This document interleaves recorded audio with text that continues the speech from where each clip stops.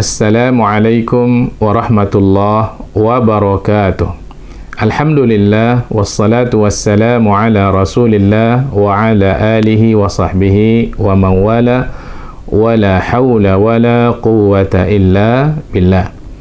Saudara-saudara sekalian, kita teruskan tadabbur surah Ad-Duha. Sebelum kita terangkan surah Ad-Duha ini ayat demi ayat, sebagai mukaddimah kita terangkan terlebih dahulu pertama mengenai sebab turunnya surah Ad-Duha. Kemudian kita akan juga menjelaskan kandungan umum dari surah Ad-Duha. Disebutkan dalam satu riwayat bahwa baginda Rasulullah sallallahu alaihi wasallam ishtaka, pernah merasa tidak enak badan sehingga beliau falam yakum lailatan au lailataini, beliau tidak melakukan salat malam satu malam atau dua malam. Fatathu imra'atun, maka beliau didatangi oleh seorang wanita. Faqalat ya Muhammad, wanita itu kemudian mengatakan kepada baginda Rasulullah sallallahu alaihi wasallam, wahai Muhammad, ma ara syaitanaka illa qad tarakaka, aku melihat bahwa syaitanmu, maksud dari perkataan wanita itu sebenarnya adalah yang dimaksud dengan syaitan ini adalah malaikat Jibril alaihissalam. Saya melihat syaitanmu sudah meninggalkanmu. Maka kemudian fa'anzalallahu subhanahu wa ta'ala wad-duha wal-laili idza saja ma wadda'aka rabbuka wa ma qala. Allah kemudian menurunkan surah Ad-Duha. Ini diriwayatkan oleh Asy-Syaikhani dan yang lainnya juga yang bersumber dari sahabat Rasulullah sallallahu alaihi wasallam yang bernama Jundub. Dan di dalam riwayat yang lain juga disebutkan bahwa malaikat Jibril alaihissalam abta'ah, tidak datang kepada Nabi dalam beberapa lama. Faqala al-musyrikuna, maka berkatalah orang-orang musyrik Mekah, qad wuddi'a Muhammad, kata mereka Muhammad telah ditinggalkan oleh Tuhannya. Fanazalat, maka turunlah surah Ad-Duha, wad-duha wal-laili idza saja ma wadda'aka rabbuka wa ma qala. Ini diriwayatkan oleh Sa'id ibn Mansur dan Al-Firyabi yang juga bersumber dari sahabat Nabi yang bernama Jundub. Nah, saudara-saudara sekalian yang dirahmati oleh Allah Subhanahu wa taala, memang dalam beberapa kejadian wahyu pernah memang tidak turun kepada baginda Rasulullah sallallahu alaihi wasallam. Seperti menjelang turunnya surah Al-Muddathir, itu sudah beberapa lama tidak turun wahyu.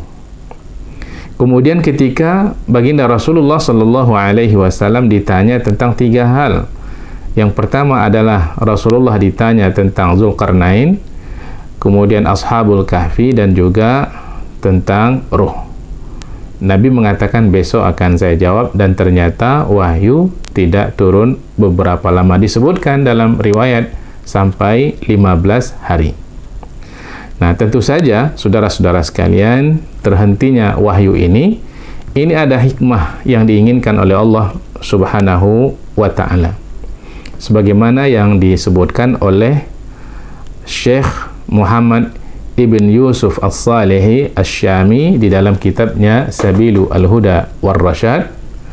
Beliau mengatakan rahimahullah, kata beliau, al-hikmatu fi fatratil wahyi wallahu ta'ala a'lam, hikmah daripada terhentinya wahyu untuk sementara, kata beliau wallahu ta'ala a'lam, itu adalah liyadhhaba anhu ma kana yajiduhu sallallahu alaihi wasallam minar raw'i. Hikmahnya adalah agar rasa takut yang menimpa baginda Rasulullah sallallahu alaihi wasallam untuk sementara itu bisa dihilangkan dengan terhentinya wahyu. dan juga waliyahsula lahu at-tashawwuqu ila al-'udi, agar juga kemudian muncul rasa rindu dari baginda Rasulullah sallallahu alaihi wasallam untuk menerima wahyu itu kembali.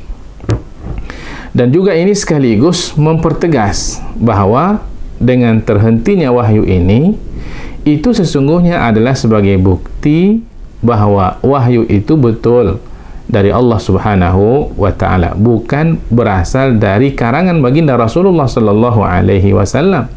Kenapa? Karena orang-orang musyrik Mekah menuduh wahyu itu adalah dari bisikan hati baginda Rasulullah sallallahu alaihi wasallam karena beliau sering merenung, ya. Dengan terhentinya wahyu ini, itu sekaligus jawaban bahwa wahyu itu bukanlah datangnya dari baginda Rasulullah sallallahu alaihi wasallam, akan tetapi adalah wahyu dari Allah Subhanahu wa taala. Kalau datangnya dari Nabi, tentu kapan-kapan saja bisa didatangkan oleh baginda Rasulullah sallallahu alaihi wasallam. Nah, itu mengenai sebab turunnya surah Ad-Duha. Seterusnya, saudara-saudara sekalian, kita jelaskan kandungan umum surah Ad-Duha. Kalau kita melihat surah Ad-Duha ini, maka kita bisa menyimpulkan di antara kandungannya adalah bahwa surah ini menerangkan tentang nikmat yang Allah Subhanahu wa taala berikan kepada baginda Rasulullah sallallahu alaihi wasallam. Nikmat itu berupa perhatian, penjagaan, perlindungan, ya, mulai dari masa kecil baginda Rasulullah sallallahu alaihi wasallam, ya, hingga beliau memikul amanah dakwah. Beliau senantiasa dibimbing, diberikan hidayah, diberikan taufik oleh Allah Subhanahu wa taala. Beliau juga diberikan nikmat yang begitu banyak oleh Allah, baik nikmat dunia maupun nikmat akhirat. Tentu saja nikmat akhirat ini jauh lebih besar daripada nikmat dunia yang diberikan oleh Allah Subhanahu wa taala kepada baginda Rasulullah sallallahu alaihi wasallam. Dan terhadap seluruh nikmat-nikmat yang Allah Subhanahu wa taala berikan ini adalah wajib untuk disyukuri. Di sini disebutkan oleh Allah Subhanahu wa taala dalam bentuk menjaga hubungan baik, ya, hubungan sosial, ya, dengan baik, seperti berbuat baik kepada anak yatim, berbuat baik kepada orang yang datang meminta-minta, atau kepada orang yang bertanya kepada baginda Rasulullah sallallahu alaihi wasallam. Dan terakhir, sebagai tanda syukur atas nikmat yang diberikan oleh Allah Subhanahu wa taala, hendaklah nikmat itu diceritakan. Namanya at-tahadduts bin nikmah, baik dalam bentuk perkataan ataupun keadaan. Nah, inilah saudara-saudara sekalian kandungan secara umum dari surah Ad-Duha. Seterusnya kita akan menjelaskan surah Ad-Duha ini ayat demi ayat. Nah, kalau kita perhatikan di awal surah Ad-Duha, Allah Subhanahu wa taala bersumpah dengan menyebut dua hal. Yang pertama adalah waktu duha, dan yang kedua adalah waktu malam apabila malam itu telah semakin gelap dan keadaannya semakin sunyi. Wadduha wal laili idza saja. Demi waktu duha dan demi waktu malam yang apabila malam itu telah sunyi, telah gelap.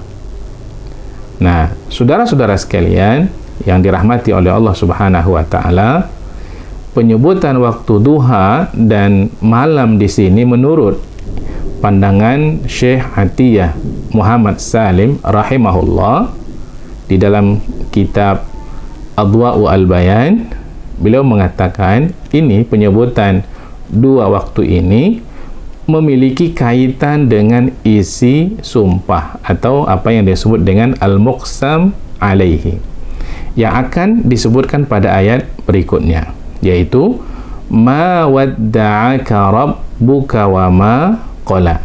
Tuhanmu tidak akan pernah meninggalkanmu dan tidak pernah pula membencimu. Nah, selanjutnya, saudara-saudara sekalian yang dirahmati oleh Allah Subhanahu wa taala, Asy-Syaikh Athiyah Muhammad Salim rahimahullah mengatakan, ya, seolah-olah kata beliau dikatakan Tuhanmu tidak akan pernah meninggalkanmu dalam keadaan apapun, baik pada waktu duha yang merupakan awal pagi bagi seluruh aktivitasmu hingga sampai malam hari ketika kamu kembali ke rumahmu. Allah senantiasa membimbingmu, menjagamu, memeliharamu, memberikan hidayah dan taufik kepadamu.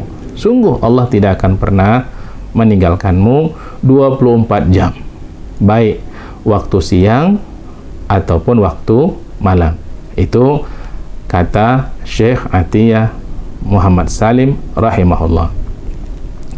Nah, sementara menurut Ustaz Said Qutb rahimahullah, beliau mengatakan bahawa kaitan dua waktu yang disebutkan oleh Allah Subhanahu wa taala pada ayat yang sebelumnya, waktu duha dan waktu malam, itu sesungguhnya memberikan isyarat rasa tenang.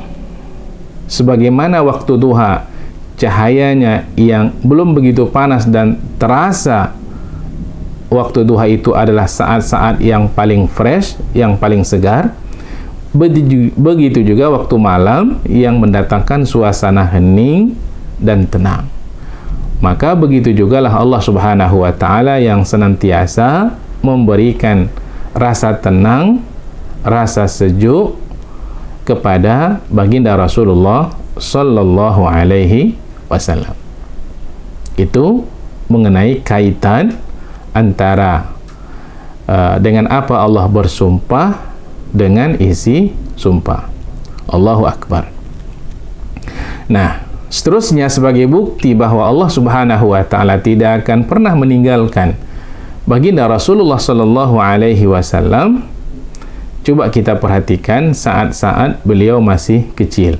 Ya, beliau lahir dalam keadaan yatim, kemudian dijaga oleh ibunya. Ibunya meninggal, dijaga oleh datuknya Abdul Muttalib. Datuknya meninggal, dijaga oleh pamannya Abu Talib. Abu Talib yang sangat menyayanginya, melebihi kasih sayangnya kepada anak-anaknya sendiri. Nah, beliau senantiasa berada di barisan terdepan, memberikan pembelaan kepada baginda Rasulullah sallallahu alaihi wasallam. Al-Imam Ibnu Katsir rahimahullah mengatakan bahawa ketika beliau dimusuhi di kota Mekah, kemudian hijrah ke kota Madinah, Allah Subhanahu wa taala juga memberikan pembelaan kepada beliau, perlindungan kepada beliau melalui orang-orang Aus dan Khazraj yang ada di Madinah, yang kemudian mereka menjadi orang-orang Al-Ansar, orang-orang yang mereka memberikan pertolongan kepada Nabi dan juga kepada orang-orang yang hijrah dari kota Mekah ke kota Madinah. Nah, karena itu pada ayat berikutnya, ayat yang ke-6, Allah Subhanahu wa taala menjelaskan bukti dari penjagaan Allah Subhanahu wa taala. Alam yajidka yatiman fa'awa. Bukankah Allah Subhanahu wa taala mendapatimu sebagai anak yatim, lalu kemudian Allah melindungimu. Saudara-saudara sekalian, Rasulullah sallallahu alaihi wasallam juga sebelumnya tidak mengetahui apa itu Al-Qur'an, apa itu iman. Tidak diketahui oleh baginda Rasulullah sallallahu alaihi wasallam, kemudian diajarkan oleh Allah Subhanahu wa taala kepada Nabi, termasuk apa saja yang tidak diketahui oleh baginda Rasulullah sallallahu alaihi wasallam. Allah Subhanahu wa taala juga memberikan taufik dan hidayah kepada beliau untuk melakukan amal soleh dan juga untuk memiliki akhlak yang sangat agung. Wa wajadaka dhallan fahada, dan dia mendapatimu, maksudnya Allah Subhanahu wa taala mendapati baginda Rasulullah sallallahu alaihi wasallam sebagai orang yang bingung, lalu dia kemudian memberikan petunjuk kepada baginda Rasulullah sallallahu alaihi wasallam. Saudara-saudara sekalian, Al-Imam Al-Alusi rahimahullah mengatakan bahwa yang dimaksud dengan dhalan, atau kita terjemahkan dengan perkataan bingung di sini, ialah kebingungan untuk mendapatkan kebenaran tentang syariat yang tidak bisa dicapai oleh akal manusia. Maka lalu kemudian Allah Subhanahu wa taala menurunkan wahyu kepada baginda Rasulullah sallallahu alaihi wasallam sebagai jalan untuk memimpin umat manusia menuju keselamatan baik dunia ataupun di akhirat. Sementara Syekh Ibn Ashur rahimahullah berpandangan, kata beliau, ya, yang dimaksud dengan perkataan dhalan di sini adalah seperti orang yang belum mendapatkan petunjuk untuk sampai ke satu tempat yang dia maksud. Nggak tahu dia macam mana mau sampai ke sana. Ya, apakah dia akan menempuh jalan yang lain sehingga dia sampai ke tempat yang bukan dia tuju, yang bukan dia niatkan, ya? Atau apakah dia bingung jalan mana yang harus dia tempuh? Ada banyak jalan, jalan mana yang dia harus dia tempuh? Nah, yang kedua inilah kata beliau yang dimaksudkan seperti di dalam ayat ini, sehingga makna ayat tersebut adalah bahwa engkau, wahai Muhammad sallallahu alaihi wasallam, dalam keadaan heran melihat keadaan orang-orang musyrik dari kaummu. Maka Allah Subhanahu wa taala kemudian memperlihatkan kepadamu sesuatu yang kamu sendiri tidak menyukainya. Perbuatan kaumnya yang diperlihatkan oleh Allah Subhanahu wa taala kepada baginda Rasulullah sallallahu alaihi wasallam, yaitu perbuatan syirik, Rasulullah tidak menyukainya. Dan juga baginda Rasulullah sallallahu alaihi wasallam tidak mengetahui kebenaran yang mana yang harus diikuti oleh beliau. Ini kata Syekh Ibn Ashur. Karena itulah kata beliau, ya, ketika Allah Subhanahu wa taala sudah menetapkan untuk mengangkat baginda Rasulullah sallallahu alaihi wasallam menjadi rasul, maka Allah Subhanahu wa taala kemudian mempersiapkan segala sesuatunya dari awal. Allah Subhanahu wa taala memberinya ilham tentang bahwa perbuatan syirik itu yang dilakukan oleh kaumnya adalah sebuah kesalahan, sehingga perbuatan syirik itu tidak disukai oleh baginda Rasulullah sallallahu alaihi wasallam, sehingga Allah kemudian juga mengilhamkan ke dalam diri baginda Rasulullah sallallahu alaihi wasallam agar beliau berusaha untuk mencari kebenaran. Nah, keinginan untuk mencari kebenaran ini menjadikan beliau bersiap sedia untuk menerima wahyu yang datang dari Allah Subhanahu wa taala. Luar biasa penjelasan dari Syekh Ibn Ashur rahimahullah. Nah, selanjutnya Ibn Ashur rahimahullah mengatakan, bukanlah yang dimaksud dengan perkataan dhalan di sini bahwa Rasulullah sallallahu alaihi wasallam itu mengikuti kesesatan. Bukan itu maksudnya. Karena menurut kesepakatan para ulama bahwa para nabi itu terjaga maksum, ya, dari perbuatan syirik sebelum mereka diangkat menjadi nabi ataupun rasul. Nah, saudara-saudara sekalian yang dirahmati oleh Allah Subhanahu wa taala, di antara bukti yang lainnya yang menunjukkan bahwa Allah Subhanahu wa taala menjaga, memperhatikan, melindungi baginda Rasulullah sallallahu alaihi wasallam adalah ketika baginda didapati dalam keadaan serba kekurangan. Maka Allah Subhanahu wa taala memberikan kekayaan kepada beliau. Ya, seperti pamannya Abu Talib siap sedia memberikan hartanya, dan juga istrinya Khadijah radhiyallahu taala anha yang senantiasa memberikan pembelaan dengan seluruh jiwa raga dan hartanya kepada baginda Rasulullah sallallahu alaihi wasallam. Wa wajadaka 'ailan fa'aghna, dan Allah Subhanahu wa taala mendapatimu sebagai seorang yang berkekurangan, lalu kemudian Allah Subhanahu wa taala memberikan kecukupan kepadamu.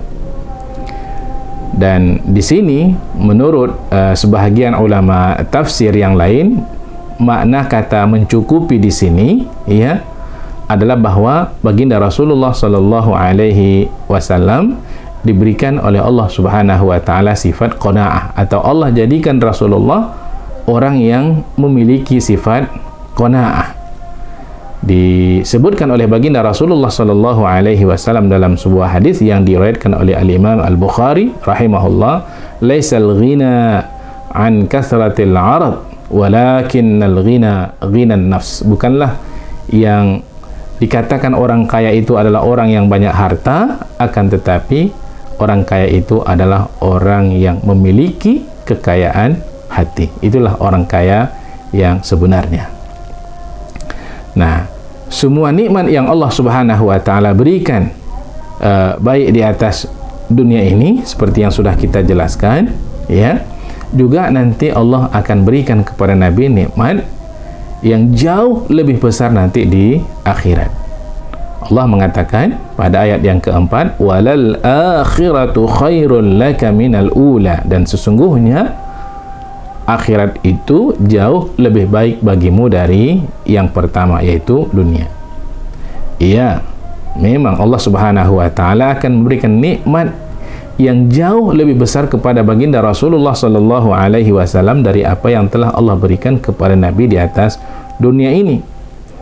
Allah mengatakan pada ayat berikutnya, wala saufa yu'tika rabbuka fatardha, dan kelak Tuhanmu pasti akan memberikan kepadamu lalu hatimu menjadi puas.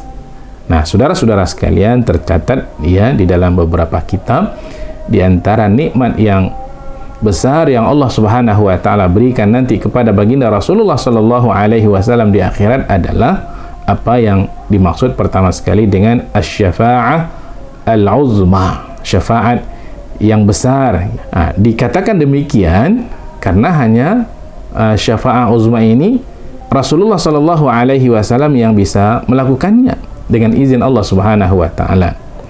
Ini nanti terjadi ketika umat manusia menjelang dihisab di akhirat, ya, di pengadilan akhirat sana, di mana keadaan padang mahsyar sangat memberatkan seluruh umat manusia. Tiap orang lantas kemudian mendatangi para nabi dan rasul, ya, namun setiap nabi yang dimintai pertolongan itu mereka menolak, sehingga sampai kepada baginda Rasulullah sallallahu alaihi wasallam, kemudian baginda memberikan syafaat kepada mereka.